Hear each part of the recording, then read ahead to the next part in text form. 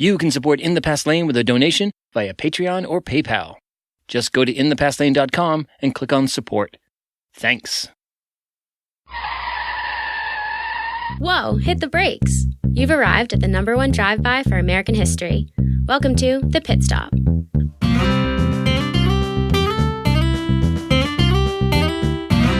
Brought to you by In the Past Lane, the podcast about history and why it matters. Here's Edward T. O'Donnell, your host and historian at large.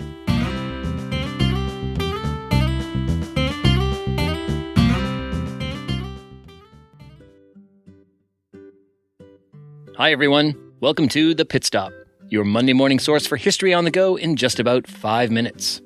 We offer this mini-feature every Monday, in addition to our regular full-feature episodes. Here's what happened in American history the week of July 23rd, 2018. Let's start with birthdays. July 24th, 1897 is the birthday of Amelia Earhart, who was born in Atchison, Kansas.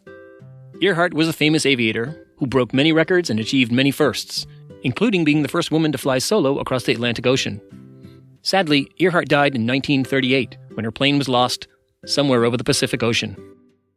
Amelia Earhart once said, "Women, like men, should try to do the impossible, and when they fail, their failure should be a challenge to others."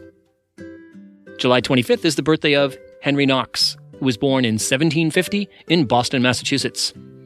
Knox was an officer in the Continental Army, who's probably best known for transporting, in the dead of winter over tough terrain, badly needed cannons from Fort Ticonderoga in New York to Continental troops encamped in Boston. Knox later became the first Secretary of War under George Washington. July 25th, 1941, that's the birthday of Emmett Till, who was born in Chicago, Illinois. Till was a young African-American boy of 15 when his mother sent him to rural Mississippi to spend the summer with his relatives. He was brutally murdered for allegedly saying something cheeky to a white woman. The murder drew national attention and helped energize the civil rights movement. And interestingly, the federal government has just reopened the case of Emmett Till. July 28th, 1929, that's the birthday of Jacqueline Bouvier, who was born Southampton, New York. We all know her as Jacqueline Kennedy, or Jacqueline Kennedy Onassis, or just Jackie. And here's a fun fact. Jackie is the only First Lady to win an Emmy, and it was for her televised tour of the White House. All right, let's shift to events. July 23rd, 1846.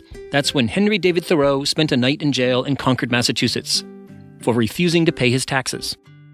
His refusal was his way of protesting the U.S.-Mexican War. The experience inspired Thoreau to write one of the most famous and influential essays in American history, Civil Disobedience.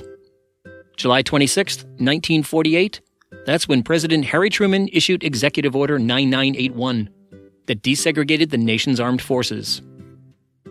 July 27th, 1974, the United States House of Representatives began the process of impeaching President Richard M. Nixon. Nixon, of course, would resign 2 weeks later. July 28th, 1940, the legendary cartoon character and personal favorite of this historian, Bugs Bunny, made his debut. Okay, time for the last word. Let's give it to President Harry Truman and his executive order that desegregated the American military. It is hereby declared to be the policy of the President that there shall be equality of treatment and opportunity for all persons in the armed forces without regard to race, color, religion, or national origin. This policy shall be put into effect as rapidly as possible, having due regard to the time required to effectuate any necessary changes without impairing efficiency or morale. Okay, people, there's your history fix for the week. Now put it in drive and go make your own history.